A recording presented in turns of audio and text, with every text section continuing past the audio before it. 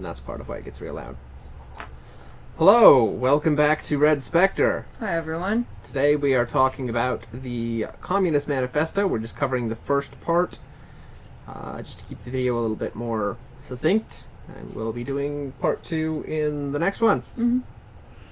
Yeah, so we're just gonna go through it and kind of summarize and talk about the parts where we feel like there's extra stuff to talk about.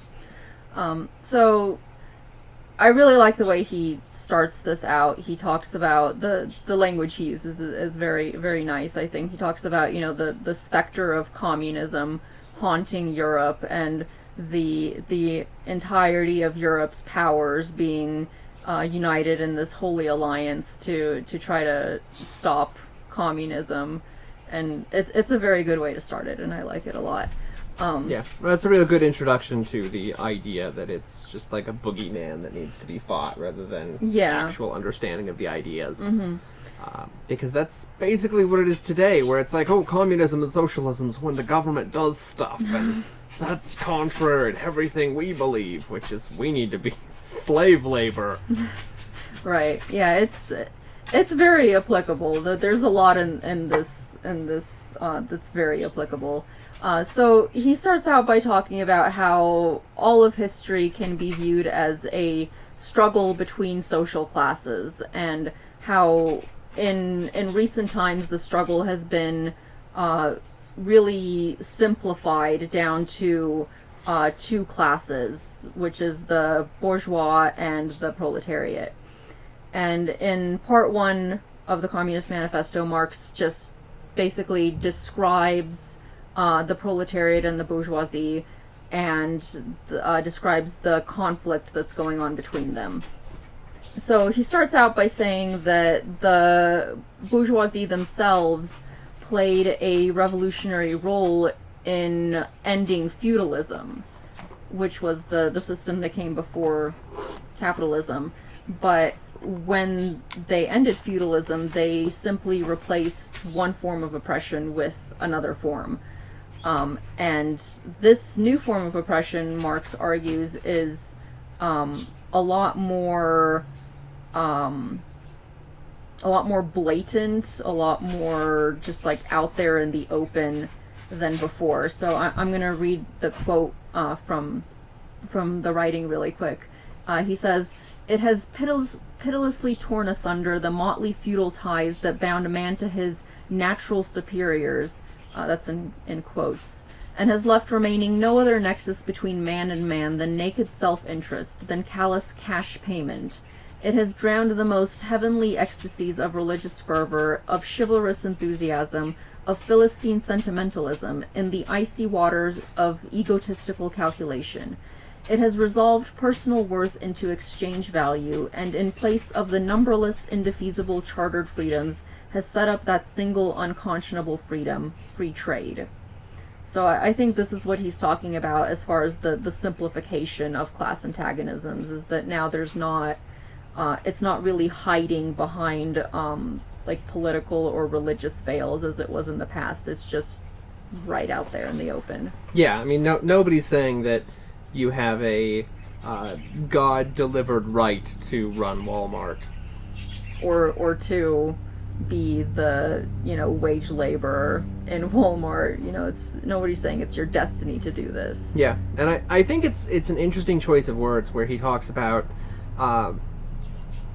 in place of the numberless indefeasible chartered freedoms, there is now the unconscionable freedom of free trade, because in America we have basically taken freedom and twisted it into meaning the freedom as to which brand of pickles you will buy. Yeah, basically. And your freedom to consume. Yeah, and that's what comes up constantly. You don't have the right to live. You have the right to choose which insurance company denies you treatment. Mm-hmm. You don't have a right to food. You have a right to choose between Cool Ranch Doritos and Flaming Hot Cheetos. I'm just saying Flaming Hot Cheetos all the way. Yeah, I don't even know. Like, Cool Ranch is such a disgusting flavor. I don't know why that's even there. Right. If you like Cool Ranch, you're wrong.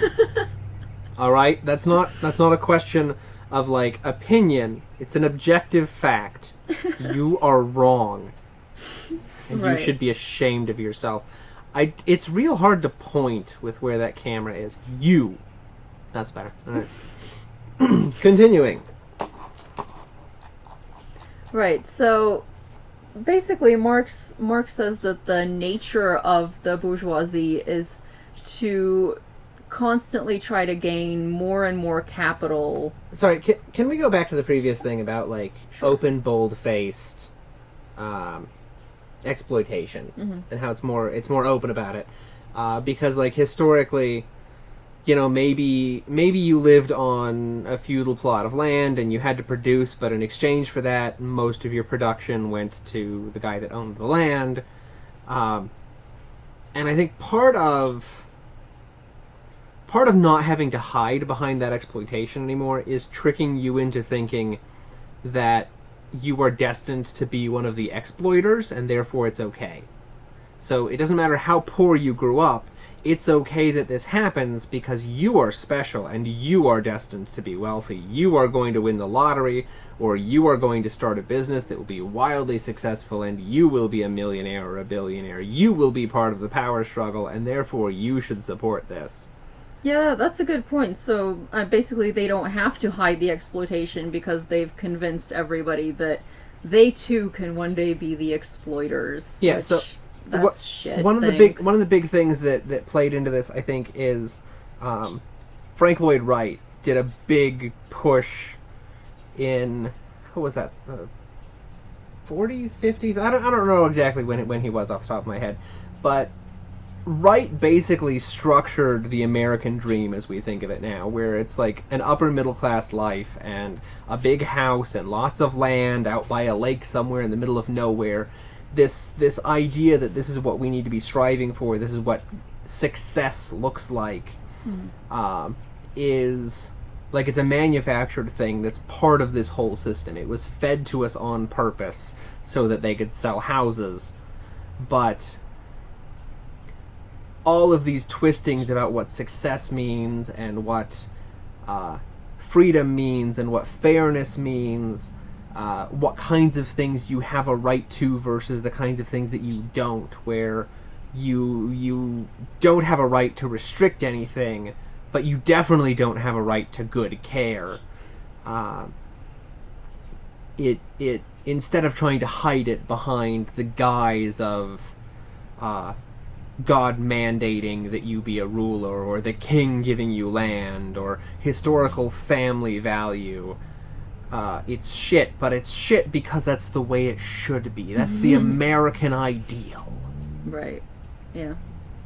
And if you're not living in it, you just need more bootstraps, buddy. Yeah, absolutely.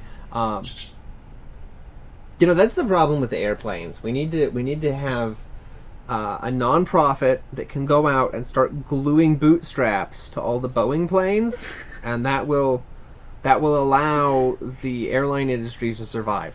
Right, yeah, there you go. Because nothing is pulling yourself up by your bootstraps more than them being on an airplane. Good idea. You know what we could do? We could start an organization where you send your bootstraps in, and then we will attach them to an airplane so that your bootstraps will be pulled up. Republicans only. Don't you have to be attached to them, though? I don't think you need to complicate this. The important thing is, if you are a Republican, you can send me your bootstraps along with $30,000, and I will ensure that they are attached to some form of airplane and then elevated. What even are bootstraps? Are they shoelaces? Or... No. Like on cowboy boots, there's like a little loop on the back. And you pull on it okay. to get the boot on. I see.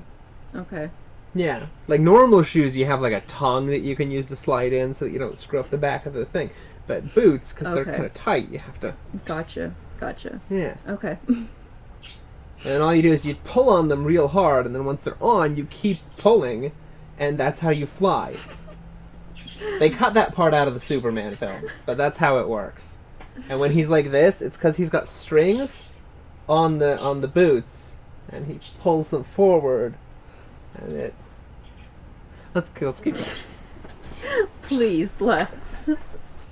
Right. So, next Marx talks about how the nature of the bourgeoisie is basically to gain more and more capital by constantly expanding. So And this is basically just the idea that like we're going to have eternal economic growth of 3.5% forever, right? yeah, I mean, clearly this is not possible, and we're going to get to why that's a problem, but basically they have to constantly expand. They have to move over the entire planet to find new markets, to find new products for their existing markets, to gain access to more resources and more labor force to produce their products.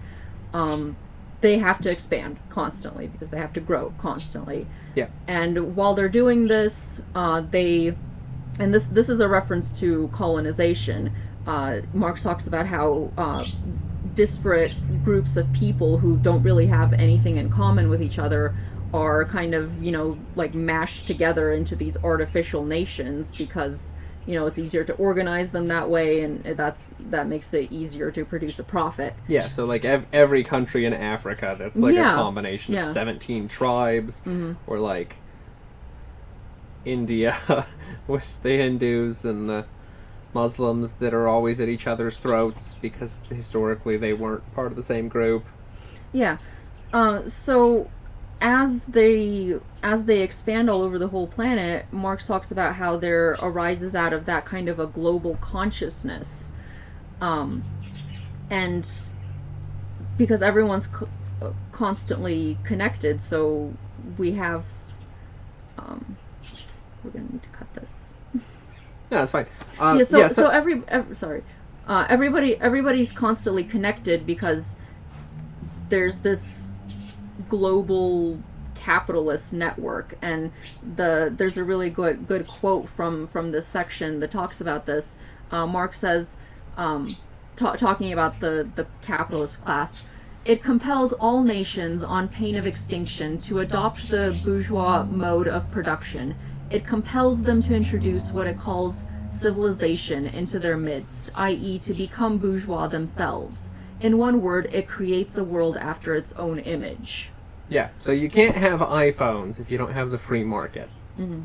So, obviously it's to your benefit to progress, to become civilized, to join into this group. And as part of this trade, as part of the trade of getting all of these nice British steam engines or what have you, you also then agree to become part of the machinery that lets them exploit you and send things back to them, which is something that we've covered a lot in another longer video on like American fascism and trade and things. Mm-hmm.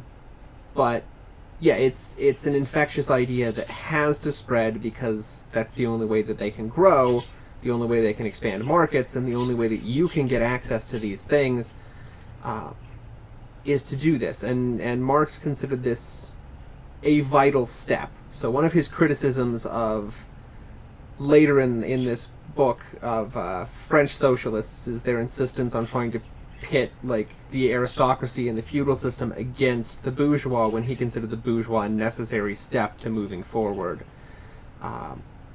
Because everybody has to reach this point before everybody can move beyond it. Yeah. So this global consciousness idea is interesting because I think in general we consider it to be a good thing nowadays because we're all kind of interconnected and we have kind of a sense that we're not alone in this world and that there's other people that are like us in other places, and that is a good thing. But it's also kind of a double-edged sword because now there's kind of a monoculture that's been created which is capitalism. It's the culture of capitalism, and it covers the entire world. And because there's this monoculture, now capitalism can start expanding into like mental and social spaces through marketing. So they create goods that we didn't need before, and they convince us that we need them. Yeah, and the movement of the idea of what it means to help people and what society owes you also transforms along with this. So as production moves forward, we end up with like classical liberalism that then moves into social liberalism, which tries to counterbalance some of the problems and put band-aids on it, and that doesn't really work. So instead we create neoliberalism to justify the fact that it doesn't work, and well, obviously this is how it's supposed to be. It's not supposed to work. Somebody's supposed to be poor and dying. And who's the guy that said that basically, like, we're at the end of history? Because, like, he viewed it as a good thing. Like, we've reached the peak of civilization where we are, and it'll continue as it is. But, like, the truth of that statement is, if you have, like you said, a monoculture of ideas where the changes in how you justify it rather than changes of how it works, then you end up in a situation where things can't really move on. So, like, China functionally has, like, a pseudo-free market thing going on to try to implement production, because you can't move into a socialist state if you don't have large-scale production already happening. But it kind of morphs to a government that now functions to justify this rather than using it as a tool to move beyond it. And that just kind of seems to be the trend in all of the nations that adopt this, that even though there are alternatives, the Soviet Union collapsed because once they started letting Pepsi come in, then they had to justify it, and then that justification folded into other things that folded into other things that then created more corruption and gross trades with the devil, so to speak, until Russia basically just went, no, we'd rather not keep selling submarines for cola, thanks. We're just gonna join them. Yeah, so this constant expansionist nature of the bourgeoisie, Marx goes on to say, is basically the seed of its own undoing. And I'm going to read another quote here. Modern bourgeois society, with its relations of production, of exchange, and of property, a society that has conjured up such gigantic means of production and of exchange, is like the sorcerer who is no longer able to control the powers of the netherworld, whom he has called up by his spells. Again, really good imagery there. Go Marx. Yeah. So yeah, what this basically means is that as capitalism continues to grow and expand, it can't do that forever, because there's finite resources. There can't be infinite growth and expansion. So you start running into these crises of overproduction and of resource depletion.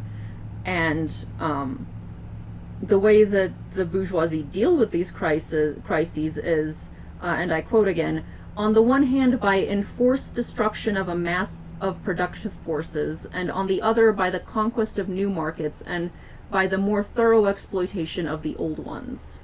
Yeah, so eventually, and again, this largely depends on Marx's understanding of value, the labor theory of value, where something has value because of the labor that goes into making it. And part of his argument here, when he says the destruction of the mass of productive forces, he's saying eventually things will cease to have value because people won't be involved anymore.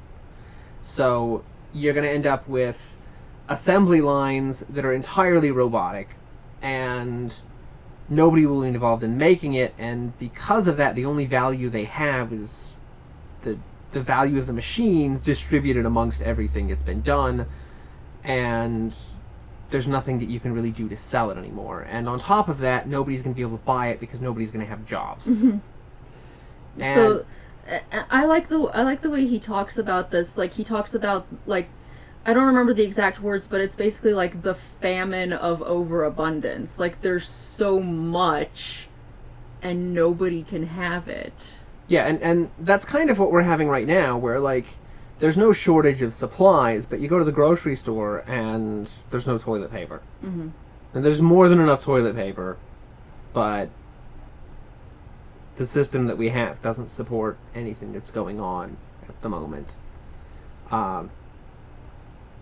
And that's another way that it kind of self-destroys itself. So you create a demand for meat, and to really do the meat effectively, you need to buy out all of the meat producers, because that way you control all the market forces. And then to do this really efficiently, you take all of the meat plants, and really you just, you use the railroad to shuffle around your pigs, and you send them all to Sioux Falls, to Smithfield, and then to really make sure that you're efficient, you pack all the workers next to each other. So you have the entire nation's pork production happening at one plant, where everybody's in a tiny little building to save on money, and oops, now they all got sick and you have to close the plant. Yeah. And, like, that was entirely avoidable. If they just didn't try to squeeze out an extra 3 cents of profit for a pork chop, everything would be fine right now. But maybe we're not going to have enough meat because somebody wanted to make an extra $27 on each pig. Yeah. So you can see how the way that these crises are dealt with every step of the way just kind of sets the stage for even more severe crises later on, which is what Marx is talking about. Yeah, and, like, they, as he says, conquest of new markets and more thorough exploitation of the old ones, where 3M, in order to continue to boost profits, decides to do global sales of masks. And, well, now we're in a situation where they're willing to sell them to Canada, but they won't sell them to us because they have a limited supply, and they want to sell to whoever has the highest price that they're willing to pay. Yeah. But that never should have happened. Like, Canada should have had their own mask production facilities. There's no reason for that to be a global thing run by one company in the U.S. Yeah, exactly. So then Marx goes on to talk about the proletariat, which is an interesting class because it's created entirely by the bourgeoisie in order to carry out the expansion of the bourgeoisie on their behalf. And I'm gonna quote Marx's description of the proletariat here. He says, "A class of laborers who live only so long as they find work, and who find work only so long as their labor increases capital. These laborers who must sell themselves piecemeal are a commodity, like every other article of commerce, and are consequently exposed to all the vicissitudes of competition, to all the fluctuations of the market." So, that quote, man, like, it gets me. Like, that's such a shitty way to be a human being, to just be a commodity. Yeah, and, like, you go for a job interview, and they're like, tell me your greatest weakness, and you have to be like, I dedicate too much of my time to my job, and sometimes I forget to eat because I'm so busy working.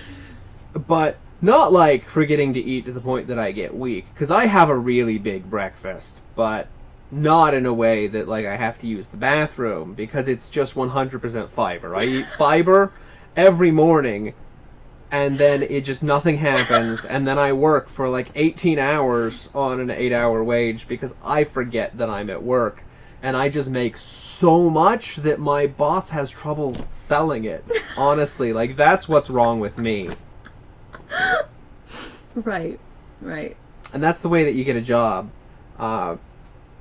because you have to compete over an hour not even talking about, the stupid questions that are asked in interviews. Interviews themselves are a competition. You are selling yourself to your employer. Yeah, and historically, like, if you were a craftsman, like if you were a blacksmith or something else, and you wanted to go work for a lord, you could take in an example of something that you made to prove your worth. So if you wanted to, like, if you were an artisan armor smith, you'd have chainmail or something, right? But what can you take with you from your job at Walmart to prove to somebody else that you're a worthwhile employee, except for bullshit platitudes? Yeah, and I mean, I think the ultimate point is obviously that you shouldn't have to prove anything to be able to work. Like, everybody should be able to support themselves in some way. Obviously that's not to say that everybody should be able to, like, be a doctor, but, like, people should have the right to work. Yeah, absolutely.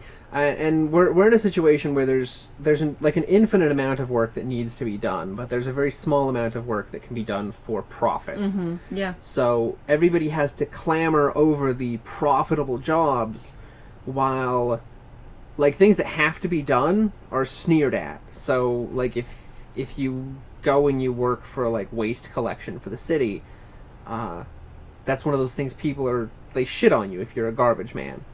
Somebody has to do it. Mm-hmm. Somebody has to repair the road, and in order to create profit for this, now, well, we have 7 companies in town that will bid on the road repair, and whoever is the cheapest will get it, except it's not really that. It's whoever's the best friend with whoever's running the section at city council is going to get it, as long as it's not grossly overinflated. They'll come up with some reason, and then it's $8.4 million for what the city could just hire people to do for one.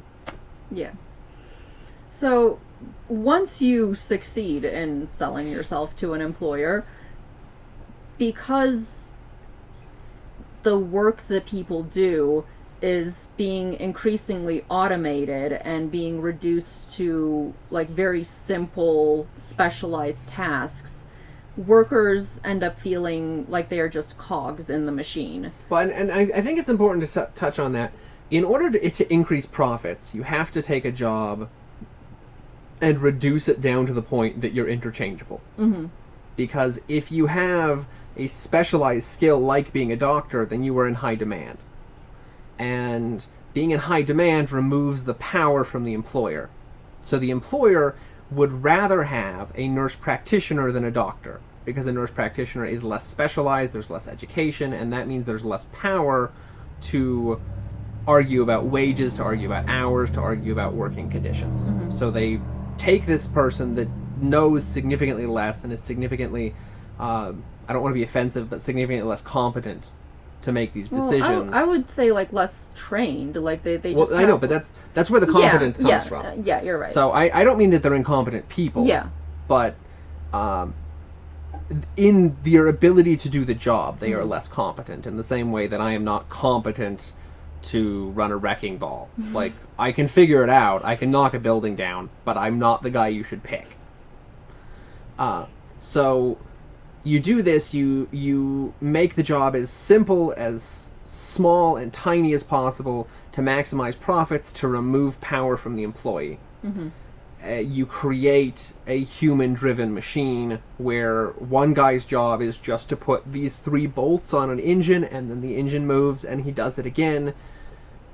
And yeah, in doing so, there's nothing to feel pride about, because you're not producing anything, nothing is a completed product, and you don't get to see anything that's being done. Yeah. And furthermore, the simpler the work becomes, the less that you have to pay people to do it. Yeah. So, basically... And that gets in the way of the idea of minimum wage being the minimum amount needed to sustain the worker, because at this point, we don't even pay people that. Most places you cannot live on minimum wage. Yeah. So we've gotten into a situation where families have to work multiple jobs, and that then artificially lowers the unemployment rate, so now there's not a demand for jobs, which further reduces the actual power that you have as a worker. Mm-hmm. And at some point, once they've simplified it enough, then we can get really simple machines to do it for you, and well, now you have even less power. Right. Yeah, so the big thing is that workers... Not only are workers paid shitty wages that they can't really live on, but they also have no rights to the products of their labor. And I think the economist Richard Wolff puts this really well in some of the things we've watched by him. He talks about how, what would happen if a factory worker took home one of the parts that he made in the factory. Well, you know exactly what would happen. The police would show up at their door, and they would take the part back, and they would probably lock up the employee, because that part doesn't belong to him, even though he made it. And this is what Marx calls alienation. You don't own what you make. You get no say in what the boss does with what you make, how much it's sold for, where it's sold, anything like that. You get no say in what the company you work for does. You get no say if the company decides to, move to China overseas or someplace else to reduce their costs. You get no say in that, even though you were part of what was making this company run. Yeah, and you reach the point where the only way that you have say in that is through basically public relations. So Google took on a contract with the government where they would basically make AI to run drones, and the employees at Google didn't like that. They didn't want to be part of that. They refused to work on it. A bunch of them basically got fired, and then they just started openly talking to the media about this in mass. And it became enough of a PR backlash that Google went, okay, well, we're not going to take the contract then. Yeah. But it's not because the employees didn't want to do it. They didn't give a shit, even though they're the do no evil company. They only did it because suddenly it made Google look bad in the media. Yeah, but obviously that's a very specialized case, and that can't happen with all cases like that. Yeah, and that only happens because people that are competent to work on AI are very hard to find. Yeah. So you have specialist training, and that gives you value, but that's the only value you'll ever have in the modern system is... And even then, you're considered fungible. If you went to MIT and you learned programming, maybe you'll get a little bit more, but they're still going to treat you as equivalent to the guy that learned how to do it at the community college down the street. Yeah. And I mean, to some extent, it should be what you know, not where you went to school. But oh yeah. But if you go someplace that they throw a book in your face and then give you a certificate. Yeah, it's true. Yeah, I get what you're saying. So Marx goes on to say that even once workers are done being exploited at their jobs, they go home and they are then further exploited, because now their landlord is exploiting them, and other companies that want them to buy their products are exploiting them. So it's basically a never...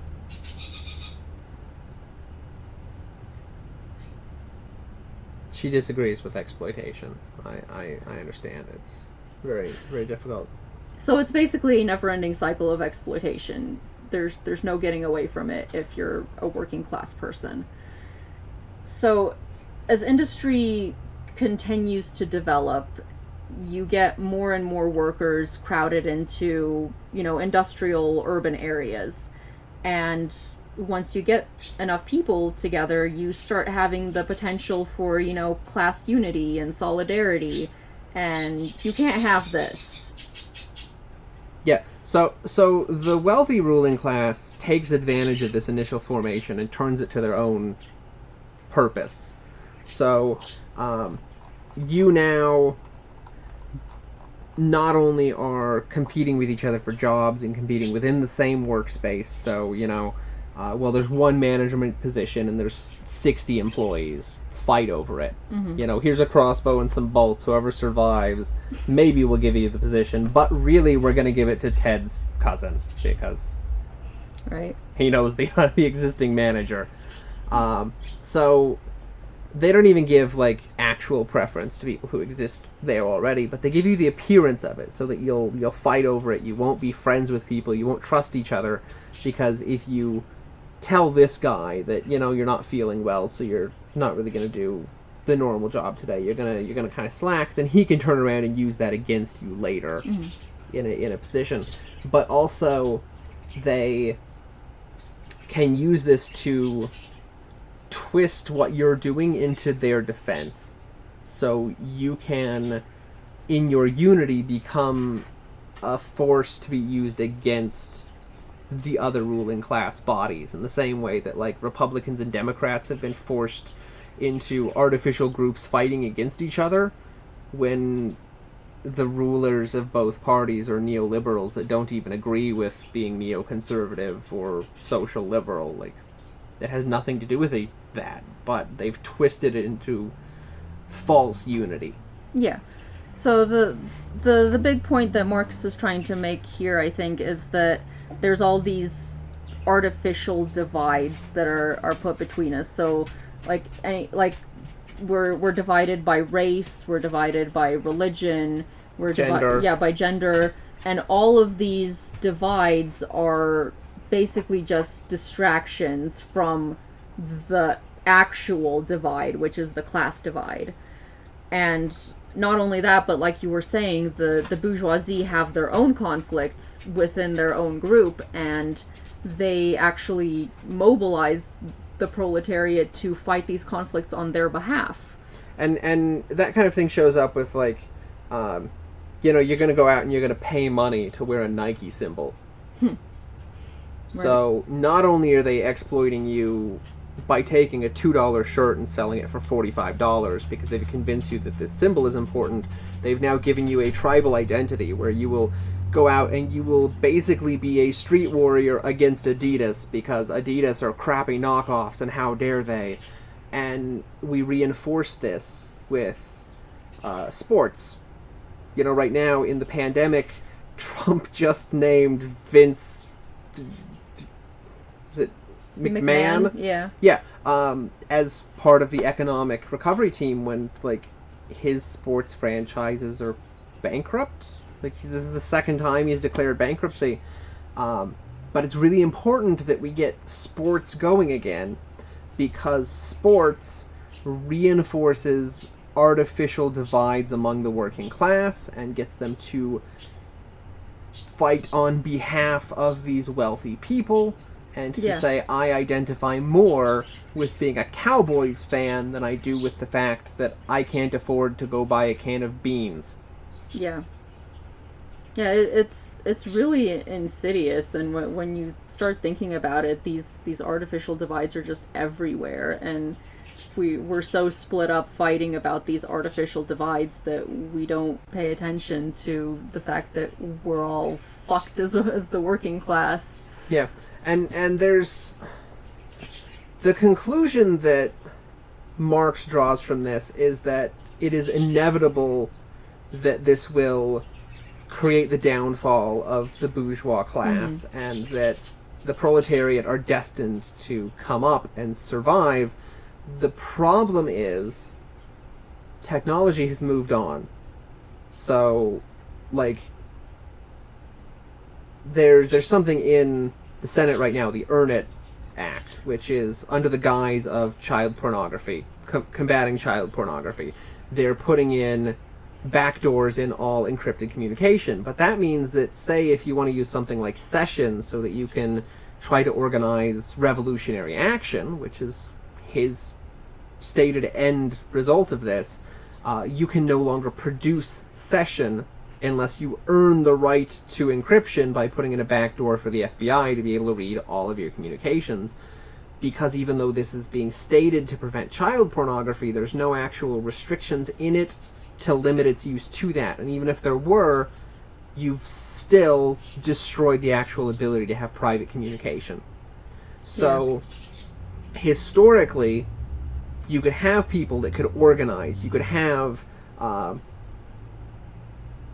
brains behind the scenes like Lenin going out and trying to organize the existing parties and move things and overthrow the government. But now you have Waco. And any sort of organizing to try to accomplish this is now almost impossible. We've constructed a society and a technological pile around it that makes something like the People's Revolution in China basically impossible. So we have a situation where even very slight change like Sanders and his social liberal policies are impossible, and there's not really any alternative because you can't organize against it without them knowing and getting rid of you. Yeah, I mean it's very dystopian. Yeah. So like in Chile, they would take everybody that was leftist leaning and throw them in jail or torture them so they would talk about other people. And this was the way that they had to do it in order to find out who was involved and get rid of the opposition to make sure that they could stay in power. But now you can just have a bot join a Facebook group and watch for keywords and throw people onto a watch list. Mm-hmm. Yeah, it's crazy. Yeah, so Marx believed that, you know, because the bourgeoisie are mobilizing the proletariat to fight on their behalf, they have to, you know, so to speak, throw them some bones. They have to give them some limited access to the political field and some limited access to education, things like that. And Marx says that because they do this, and I'm going to quote him, "What the bourgeoisie therefore produces, above all, are its own grave diggers. Its fall and the victory of the proletariat are equally inevitable."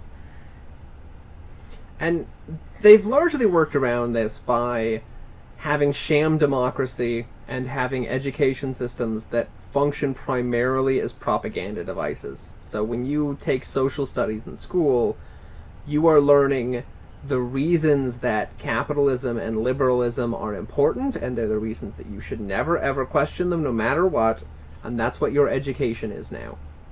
Yeah. It is not critical thinking, it is not skills, it is not making you a useful, marketable person, it's making you an assembly line cog in as far as they can manage. Yeah, I think that things have gotten much more evil since Marx's day, and they've really perfected this whole keeping the working class down thing. Yeah, part of the problem is, in Marx's time, if you wanted to say something about human nature, you just sat down and you made some shit up. And then if nobody could prove you wrong, then I guess you were right. But now we have all sorts of studies being done all the time to figure out how people actually think and how to manipulate them and how to change their behavior and fold disgruntled behavior back into something else and redirect them. And this is something that just wouldn't have been conceivable in his time. The degree of manipulation that we can do with a 20-second ad on TV is just mind-boggling. Yeah, beyond anything that anybody in the 1800s ever would have conceived as possible. Yeah. That said, I still, like, I don't think it's impossible. It's just a lot more difficult now.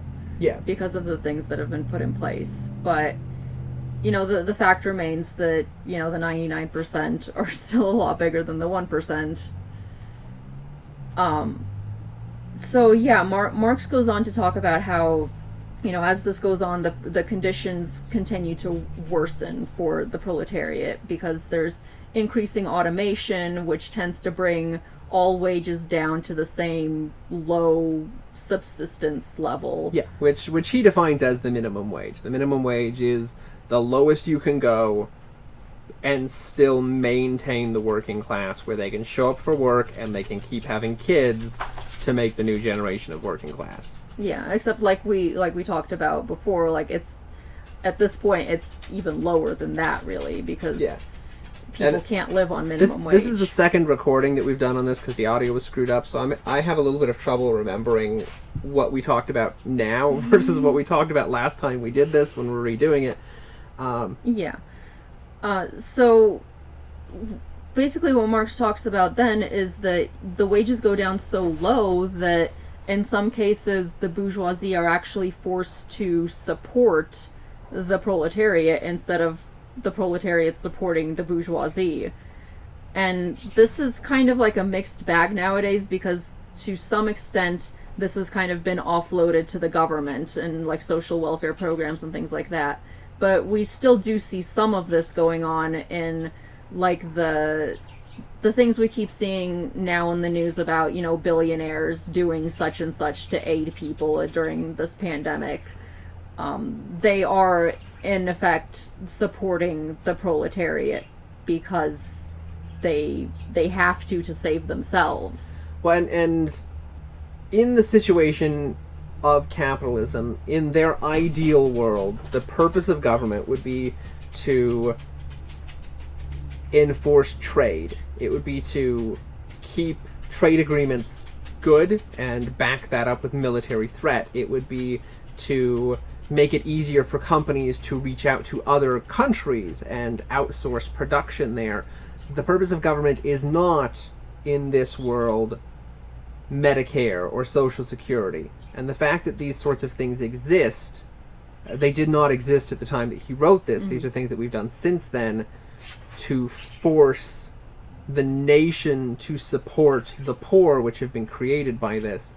And in this way, the wealthy ruling class is forced to support these people because the wages have been driven so low that retirement is impossible and healthcare for the poorest people is impossible. And that's why, you know, if you work at Walmart, yeah, you're going to pay $700 a month out of your paycheck so that your family has health insurance, but the health insurance is bad enough that you can't afford to go to the doctor.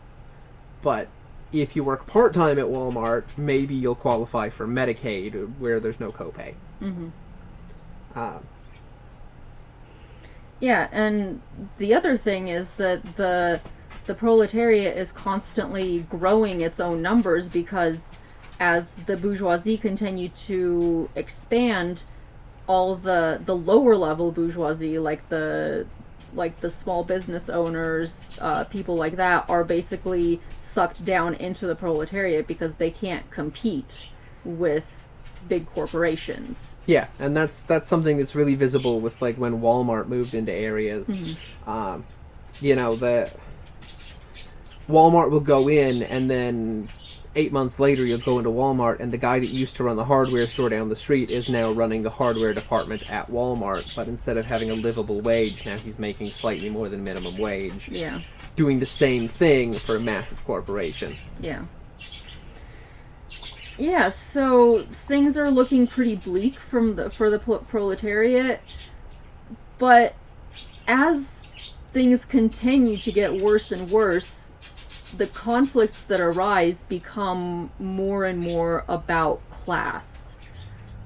People start realizing that all these other artificial divides that have been kind of forced on us don't matter as much as the real divide, which is the class divide, and people start getting class consciousness and class solidarity, and they start banding together as workers. And this is something that, you know, I talked a little bit about the fact that it's hard to have these things happen now because of the propaganda machine that's going on, because working conditions are so bad that you don't have time to think about this, because we're artificially put into tribes and things, but there's always still some point at which this comes back. So right now in the pandemic, where people are terrified for their lives and they're stuck staying at home, and a lot of people are being forced into risking their lives with no additional pay, this is now bad enough that it's moved past all of the propaganda. It's moved past all of these structures they've put up into tricking us to where we have to start going, well, that nurse isn't a hero, she's a goddamn martyr. Yeah. And they're still, you know, they're trying to take advantage of this as much as possible. They're trying to do things like throwing Trump's name on checks because he's not allowed to sign them. And we're trying to glorify people who are going out right now, and like they'll talk about, you know, essential workers, when really it's just that your boss is too fucking cheap to let you take the time off. Like, yeah, and I mean, even workers that really are essential, I feel like the whole "these people are heroes" thing is really patronizing, because like they're just trying to make a living, and you know, what are they gonna do? Quit their jobs and then do nothing? Yeah, when like, unemployment is skyrocketing, they don't have a choice. They are forced into this terrible position. And there's a lot of things like our Lowe's is open some amount of time every day. I'm not really sure how much. There's no additional hours posted, but they were closed when I went the other day to try to buy gloves. And Lowe's needs to be open because home repairs still have to happen. If your toilet starts leaking, it still has to be fixed so that your house doesn't get ruined or your apartment doesn't get ruined or whatever. But the paint store down the street is also still open.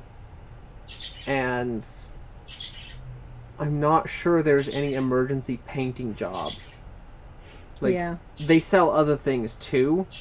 You know, like, there are situations where maybe it's an emergency that you get a hold of some epoxy or something for a repair, but they're just open because they don't want to lose the money, and like they can't because it's been structured in a way that there's no padding.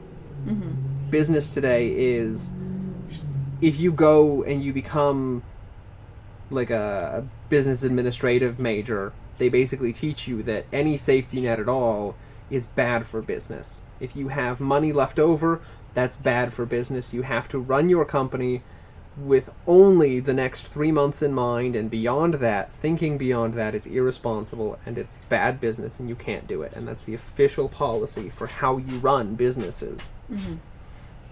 Yeah, and like all these small businesses that are staying open despite not, you know, really being essential, like you can't even really blame them, because there's like it's basically impossible to get aid now for small businesses because of how badly the government fucked that up. Yeah, So yeah. like, they're really being put in an impossible situation. Giving it to companies like Bank of America that's turning down loans if you're not already a Bank of America or customer, or if you have a loan from somebody else. Mm-hmm.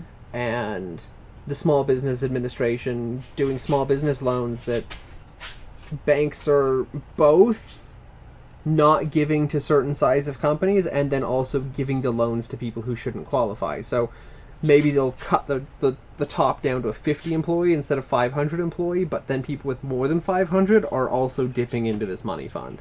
Yeah. Yeah, so Disney. As things start to get this dire or even more dire, people do get that class consciousness and they start to organize into unions, Marx says.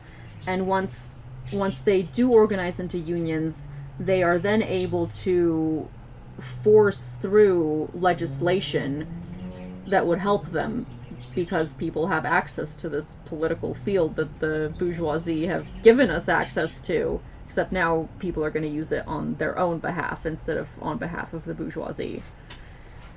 And Marx closes this section, the first part, by talking about how the proletariat is really the only revolutionary class there is. Every other group that has tried to, or that have gotten the upper hand, have, one, they've been the minority, so they've been a fairly small group of people, and two, they usually already had some kind of, you know, property and status already, and they were looking to improve on that. And they wanted to do that by basically subjecting everybody else in society to the conditions that would allow their own class to prosper. The difference with the proletariat is the proletariat have no property. And I think we should go really quickly into the distinction between personal property and private property, because that's a really big point of confusion, I think. Like, even when you speak of property, like, land is included in this, where the overwhelming majority of people do not own property in the concept of land. So, yeah, well, land is included in private property because you can use that to make money. Yeah. So the difference between private property and personal property is private property is something that you can use as capital. You can use it to make money. So like if you own a house that you don't live in and you rent it out to somebody else, if you're a landlord, that house is capital. It's private property. If you own a business where there are, you know, where people are working for you and you're making a product that you're selling for profit, that business is capital. It's private property, and that's different from personal property. So like, you know, your computer, or, you know, your phone, even though a lot of people are, you know, still paying off their phone, so they're not technically theirs, or, you know, like your bed that you sleep in, that's your personal property. You don't use that to make money, that's just yours. So the proletariat don't have any private property, and because they have no private property, the only way that the proletariat can free themselves is by destroying the very thing that is enslaving them, which is private property. So if you look at some place like Cuba, wages in Cuba may be incredibly low. Like a doctor may make $50 a month, but everybody has housing. Mm-hmm. They don't have to pay for the housing. They have housing. Everybody has food. Mm-hmm. You can then go out and buy some luxuries with your monthly wage, but you have food, you have health care, you have utilities. You just get those things. Those things are not things that you earn. Yeah. They're something that everybody gets. And if you are somebody that's very well off for some reason, like say you go to be a doctor in Italy during this pandemic, you can then come back with that money and use that money to buy something better. Mm-hmm.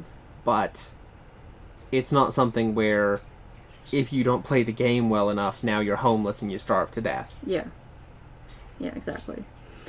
Yeah, so that's basically the end of part 1, and I think part 2 talks about the relationship of the proletariat to communists and to communism, and we're going to get into that next time.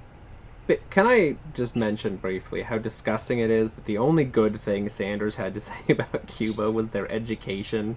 And even then, they got fucking so angry, lambasted him but, for like, that. We should have food stamps. Like, as a just a right, everybody should get like $600 a month in food stamps. Yeah. Yes, even rich people. Yeah. They don't need it, but we should tax them enough to make it back from them. Mm-hmm. Everybody should have free college, even rich people. Yes. And like the means testing that people keep trying to throw in this crap is really just excuses to make it not happen. Yeah. And everybody should have housing, and yes. Yeah, we probably shouldn't have a bunch of small, like, privately owned $1 million houses in the middle of LA. It should be apartment blocks everywhere, and people should just get access to a house. Mm-hmm. It shouldn't be $1,300 a month to live in the shed of somebody's backyard. There shouldn't be fucking homeless people when there are millions of empty houses. It's just unconscionable. I'm not even saying you necessarily have to like go knock people's houses down and put in apartments, although you should. I will say that. I'm just not going to say you have to, but you should. You should knock down the mansion and put in an apartment block. But you know, if you've got 40,000 homeless people in LA, there should be a program where we go and we pick them up and we move them someplace where there are houses and there is work to be done. And like, it's solvable. It's easily solvable. It's just not solvable in a way that makes somebody $1 billion. Yeah. Anyway, until next time, solidarity, comrades.